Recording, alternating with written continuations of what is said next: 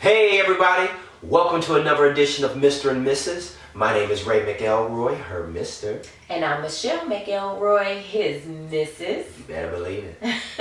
And today we want to talk to you guys about our February blog, which is dedicated to the month of love, entitled Love Is. Yes. And that's written to you by my hunk of a man, Ray McElroy.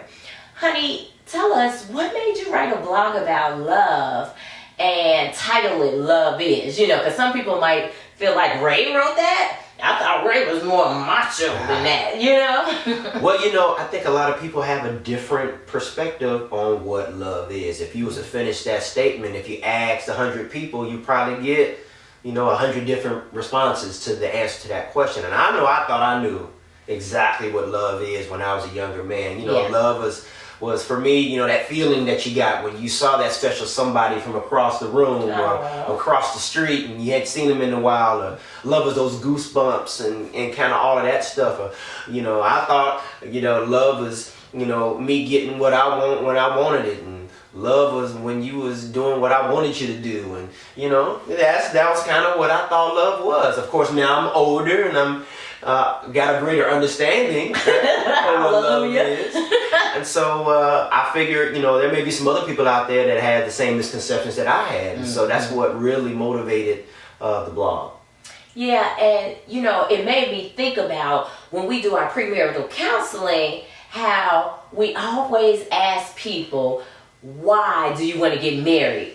And they always say, because we're in love, right? And then we ask them to define that, to answer the question, love is what? Right? That's right. And so one of the things that I said in the blog is, love is how we serve.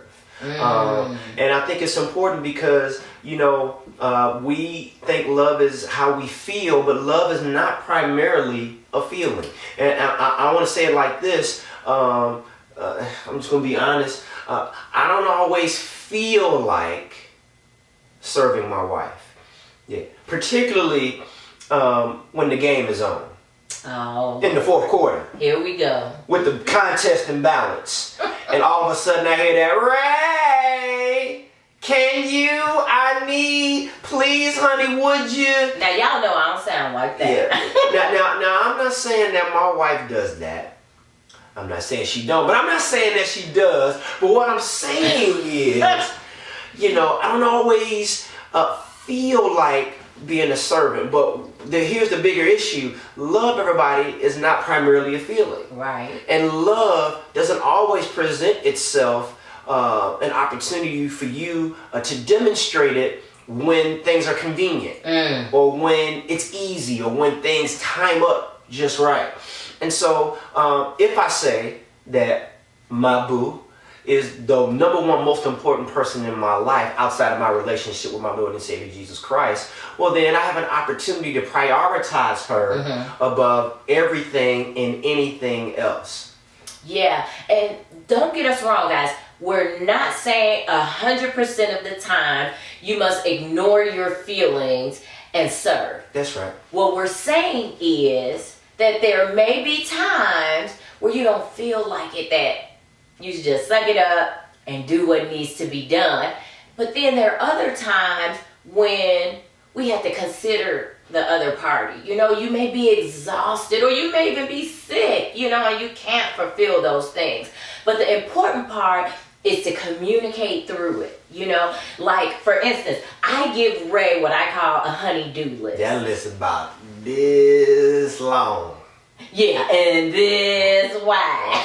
Domestic violence. You saw domestic violence. But seriously, like, every time I give him an individual task or a list, I saw in his face like terror, like, oh my God, how am I going to get this done? As if when I gave him the task, it was an emergency for him to do it. But that wasn't the case for me.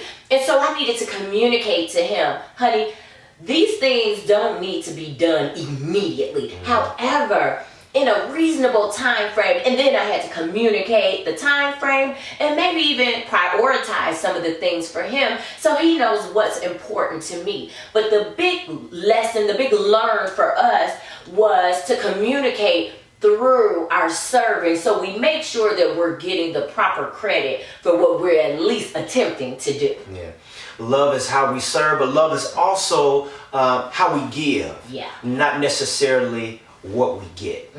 As a man, my focus was, well, what I'm getting out of it. And I'm going to be honest with you. I'm just, I'm a pastor and all of that, but there's some things out of this relationship that I'm trying to get. I mean, I'm trying to get in there. But see, and there's nothing wrong with that. God created, the sexual relationship for us to enjoy in the marriage, but that was not and is not supposed to be my priority and my focus.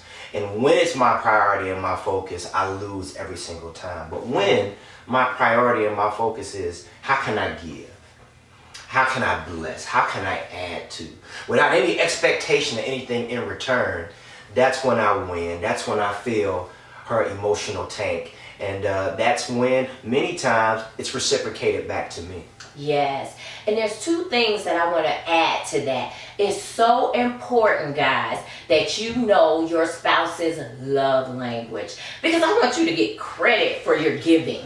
So if you know your spouse's love language, then make sure that you give to them in accordance to their love language. For instance, I thought giving to Ray acts of service would mean volumes to him. But what I found out is acts of service isn't his first love language. In fact, it's not even his second love language. His first love language is words of affirmation. I need that. And so it was important and valuable to him for me to give him words of affirmation more so than acts of service. For me, my love language is acts of service. So while he was giving me all these wonderful gifts, and don't get me wrong, the gesture was beautiful and appreciative, but at the same time, it wasn't my love language. And so he gets more value out of knowing my love language and blessing me in that way. The second thing I want to know is that, guys, I got to give you this tidbit because it's going to bless you beyond measure. Women are incubators. You know how you guys can give us your sperm and our egg will multiply it and grow it and it'll get bigger and bigger until, whoop, here comes the baby, right? There it is. But what you got to understand is what you give us, we will multiply and give it right back to you. That's right. Let me say that again. What you give us, we will multiply and give right back to you. So if you give us attitude, if you give us a lack of desire to please, a lack of desire to serve, we'll give it right back. We will give it right back multiplied. That's right. Right? Squared. However, if you give us love, if you give us desire to please, we will multiply that too. Keep that in mind. Don't do it for the getting. Don't get me wrong. But know and understand your recipient. That's right. That is valuable.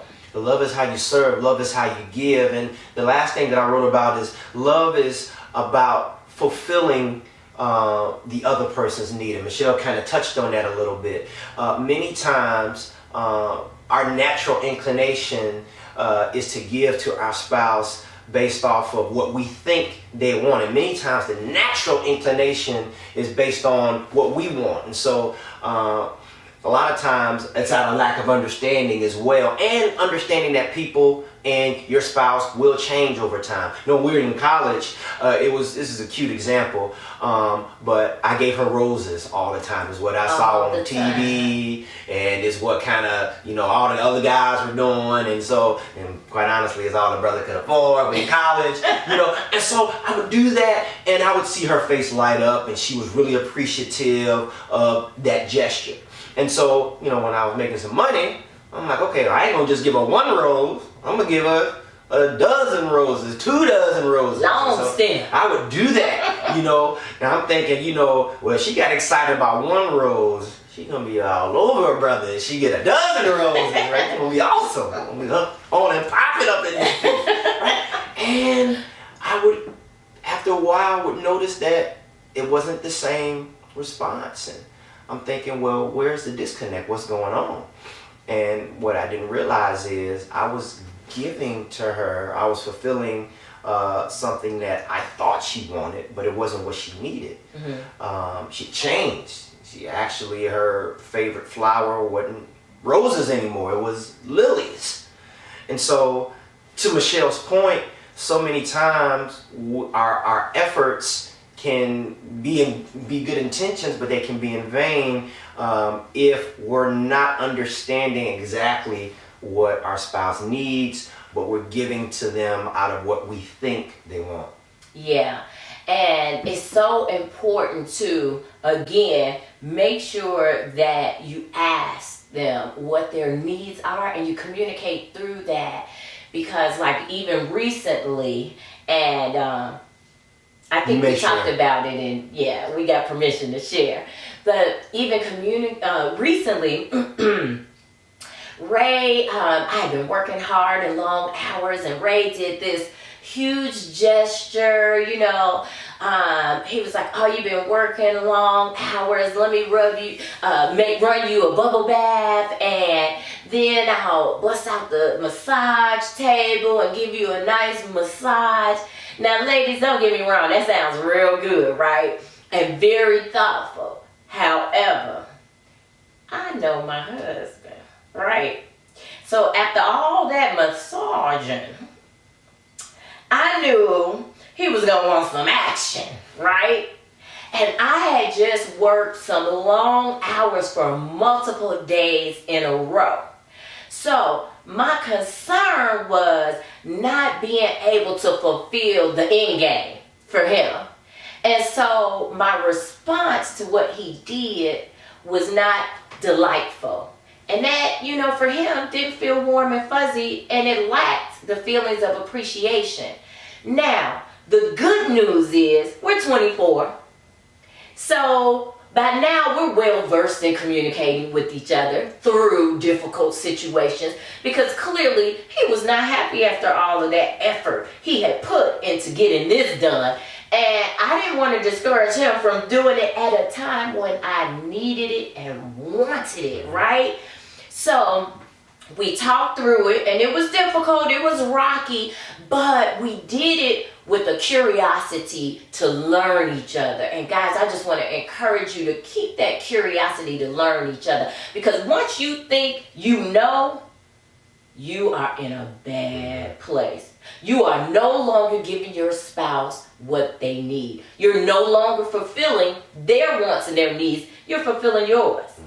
You're fulfilling your ego. You're fulfilling you're popping your collar, stroking yourself, but the focus has not been on fulfilling your spouse's need. It's been fulfilling your need to feel important. And we got to be very careful not to fall into that zone. Very good. And so we hope that this video was helpful to you. We want you to know that if you're interested in booking us for your next speaking engagement, or if you're looking for some one-on-one or two-on-two coaching or counseling, you can go to our website and sign up for that. Where's our website, babe? Well, we're called Activating Intentional Marriages, and our website is aimarriages.com. But we also encourage you to follow us on social media. You'll find out about some cool upcoming events we plan on hosting and all things AIM. So make sure you follow us. Make sure you read the blog. Don't forget to read the blog in its entirety, guys. Love Is. If you go to the website and you put in the search engine Love Is, it'll take you directly to that particular blog. Maybe you can read it together over a date night. Sounds like an idea to me. Everybody, until then, thanks for tuning in for another edition of Mr. and Mrs. As always, I'm Ray McElroy, her Mr. And I'm Michelle McElroy, his Mrs. Happy Valentine's Day. Happy Valentine's Day.